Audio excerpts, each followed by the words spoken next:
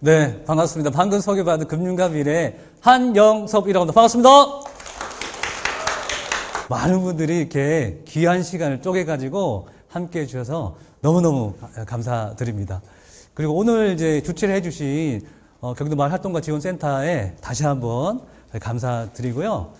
이 지표는 삶을 의미 있게 만드는 게 뭐냐라고 여러 나라들한테 질문을 했다고 합니다.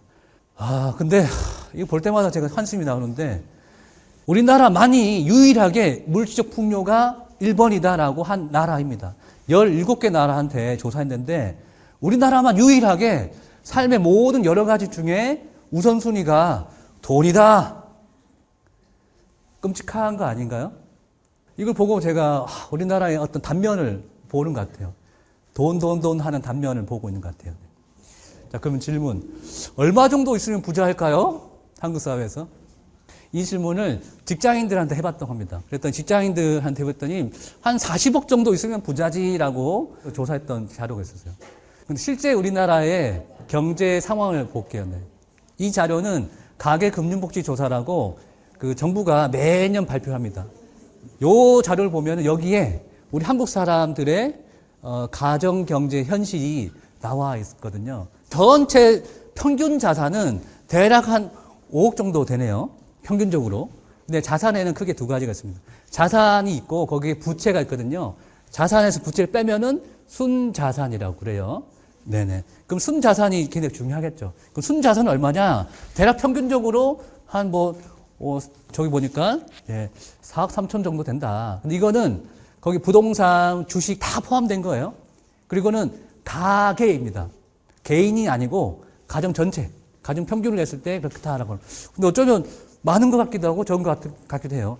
여러분 통계를 보실 때 중요한 게 있습니다. 평균도 있지만 중앙값이라고 하는 게 있어요. 돈이 없는 사람, 돈이 많은 사람의 중간에 있는 사람이 어떻게 되느냐.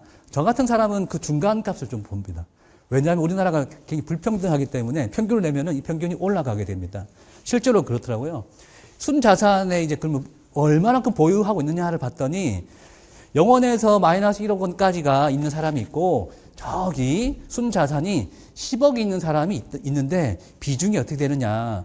한 10% 정도가 10억 이상 있고 중앙에 있는 사람 순자산 기준으로 했을 때 대략 2억 3천 정도가 중앙값이더라. 근데 이 TV나 언론이나 이런 거 보면은 부자 혹은 연예인들, 스포츠 선수들 하면은 엄청난 자산을 가지고 있지만 그 자산이 현실과 굉장히 동떨어져 있습니다. 실제 우리의 어쨌든 경제적 상황은 거기 미치지 못하거든요. 요걸로 볼게요. 요게 제가 그래프를 그려봤습니다. 앞서 그 연구한 거를 조금 통계를 내봤어요. 그래프를 보시면 우리 사회가 보이시죠? 이걸 뭐라 그러나요? 극단적 불평등 사회다라고 얘기하면 자산 불평등, 소득 불평등 우리 알고 있습니다. 모르시지 않으세요. 근데 이거를 어떻게 해야 될지 우리가 난감하다 보니까 현실을 돌아와서는 조금 외면하기도 하죠. 역설적으로 그 다음 지표를 볼게요. 자살률이 세계 1위라고 알고 계시죠? 이 지표 13년 동안 1위라고 합니다. 무려 13년 동안 바뀌지 않습니다. 이거 처음 보는 거 아니실 거예요. 네. 그러잖아요? 우리나라 엄청 잘 살고 있음에도 불구하고 그 이면에는 아주 극단적인 부분이라고 하는 거죠. 네. 이거는 사실 저는 대학 교수도 그렇게 말씀하시더라고요. 비정상 사회다라고 저도 그렇게 생각하거든요. 우리 사회가 정상 사회는 아니라고 저는 생각합니다. 너무 극단적이잖아요. 아주 잘 사는데 한쪽은 이렇게 우리나라 근데 안타깝게 그 삶의 만족도가 OECD 국가 중에서 가장 바닥 중에 한 나라라고 합니다. 다 알고 계실 것 같습니다. 처음 듣는 거 아니시니까요. 근데 이 문제는 뭐냐면요. 이 물질적인 것들을 이제 추구하는 것이 정신 건강에 굉장히 해롭습니다. 사실 여기 오신 선생님들 같은 경우는 다들 얼굴 표정이 밝으시잖아요. 아무래도 마을 활동하신 우리 선생님들은 그래도 좀 더 물질적인 것보다는 서로 나누고 이런 거에 조금 더 마음이 가는 분들인 것 같아요. 그래서 표정이 밝으신 거 아닌가 싶은데 그래서 제가 나름대로 저의 어떤 이론을 한번 만들어 봤어요. 그래서 요거는 제가 쓴 게 아니고 저기 멀리 아리스토텔레스라고 하는 학자가 있었잖아요. 자, 따라하세요. 경제는 욕구를 조달하는 거야. 요게 경제라고 이해하세요, 앞으로. 네. 만약에 어떤 정신적으로 내가 어떤 결핍된 상태다. 뭔가 모둠이 필요해. 돈으로 해결되나요? 돈을 많이 된다고 그렇게 되나요? 안 되잖아요. 그때는 뭐가 필요하죠? 관계가 필요한 거죠. 그 눈에 보이지 않는 겁니다. 그거를 조금 이제 제가 여러 가지 형태로 조달하는 방식을 다양할 수 있겠다. 우리가 돈이라고 하는 게 굉장히 중요하지만 돈만 가지고 내 모든 인생을 다 해결하기 어렵다라고 생각하는 거예요. 그래서 5가지 모델을 제가 조금 만들어 봤습니다. 내가 경제 생활을 할 때 어떻게 내 필요를 조달할 거냐. 조달 방식이 다양할 수 있겠다. 돈으로만 조달하는 게 아니고 여러 가지 있겠구나라고 하는 겁니다. 첫 번째는 자극 경제라고 하는 겁니다. 혹시 도시농부 이렇게 들어보셨죠? 혹시 텃밭 하시는 분 꽤 많으시더라고요. 우리 마을 활동하시는 분들은 텃밭도 많이 하시고 얼마나 좋습니까? 그거는 뭐 아주 생계 막 직접적으로도 아닐 수 있긴 하지만 굉장히 소중한 활동이라고 생각하거든요. 그런데 지금도 여전히 자급자족합니다. 우리가 도시라고 하는 곳에 살고 있다 보니까 돈이라고 하는 거에 경도되어 있지만 저기 아프리카 가볼까요? 여전히 지금 거기 같은 경우는 자급자족합니다. 지금 같이 동시대에 살고 있잖아요. 그렇게 살고 있다는 거죠. 다만 우리가 도시화되고 돈이 이걸 상품화됐다고 얘기합니다. 우리의 필요를 돈으로 이제 사야 되다 보니까 모든 상품화된 게 있지만 그럼에도 불구하고 이런 소정 가치들이 있는 거죠. 그럼 자급자족이라고 하는 것은 좀 더 다르게 하면 자금력입니다. 내가 스스로 할 수 있는 무언가라고 할 수 있어요.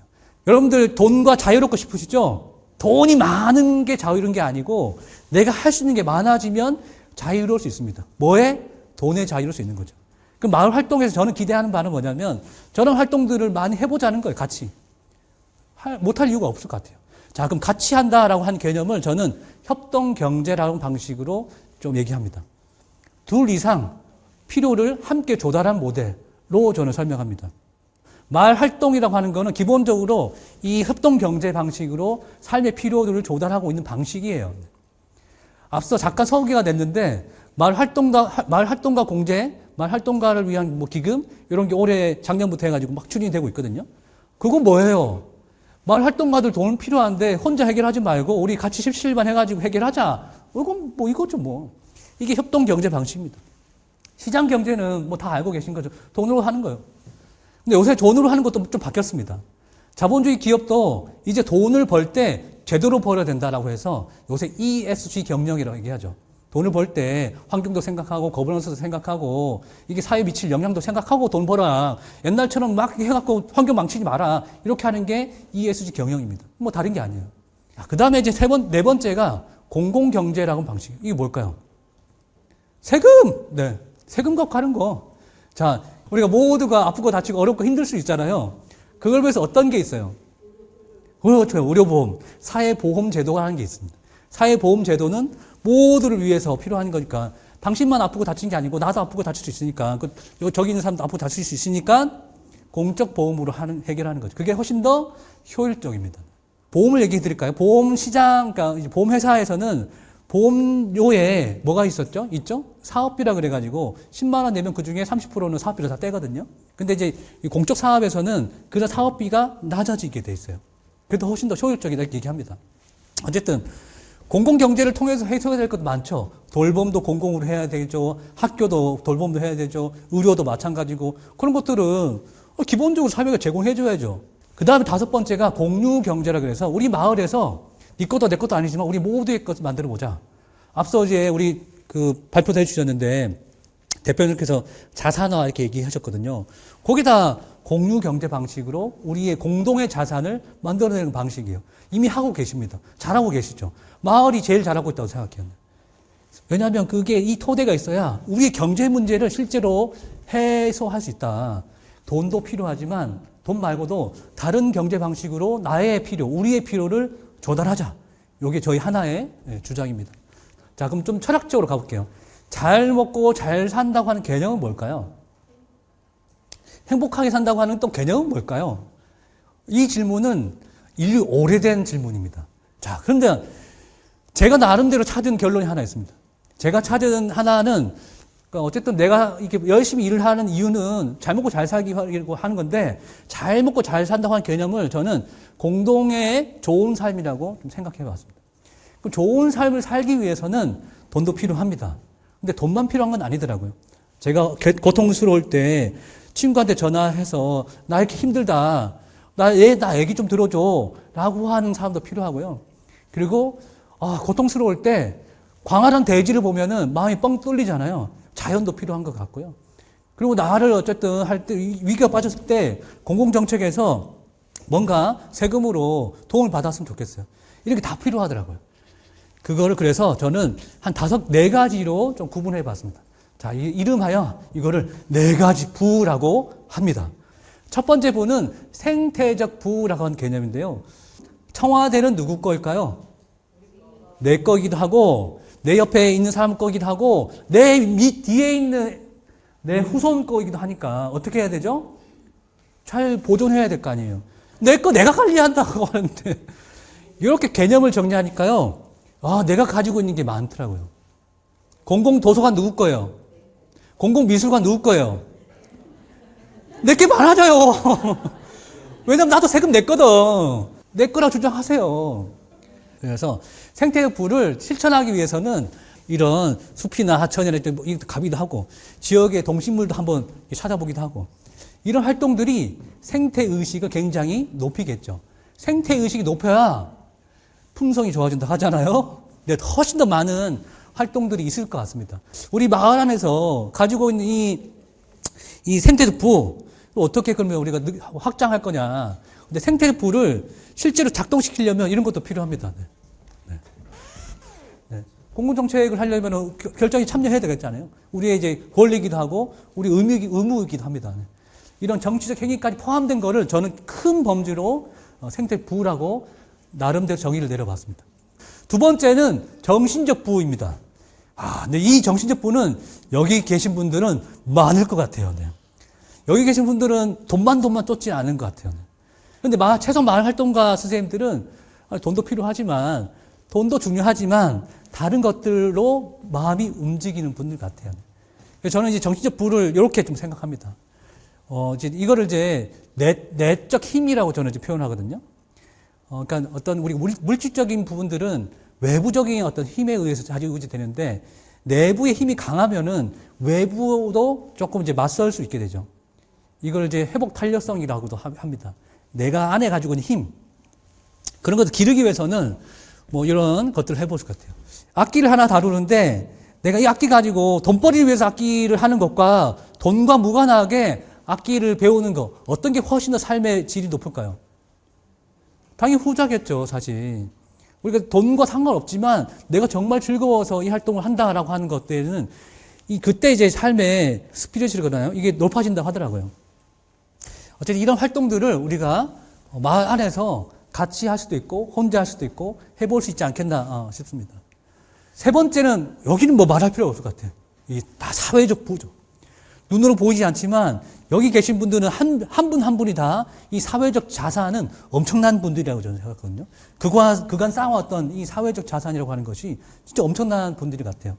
자, 마지막이 물질적 부라고 하는 개념입니다. 돈 필요합니다. 돈 필요 없다는 얘기가 전혀 아니고요. 너무너무 중요하죠. 근데 이것만 중요하다는 것은 아니라고 하는 거를 좀 말씀을 드려보고 싶었습니다. 오늘 배웠던 거를 좀 정리하자면은 앞서 4가지 부. 4가지 뭐였죠? 4가지 부가 첫 번째, 두 번째, 세 번째, 네 번째.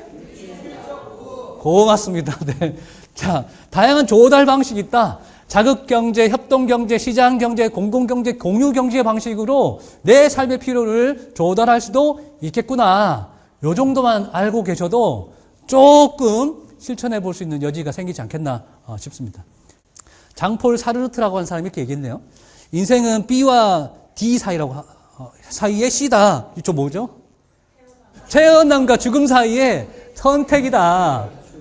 모든 선택에 따라서 삶이 적용되잖아요. 저는데 여러분들 어떤 선택을 할 거냐를 좀 질문드리고 싶습니다. 재테크 중요하죠. 뭐 주식 중요합니다. 뭐 부동산 중요합니다. 그런데 좀 더 사회가 더 변화되려면은 혹은 더 발전되려면은 혹은 더 지속 가능해지려면은 어떤 선택을 해야 될까? 지금 그 고민은 저에게도 있지만 여기 오신 모든 분들의 선택에 의해서 한국 사회 혹은 인류는 결정될 거라고 저는 생각합니다. 자, 제 강의는 여기서 마치겠습니다. 감사합니다.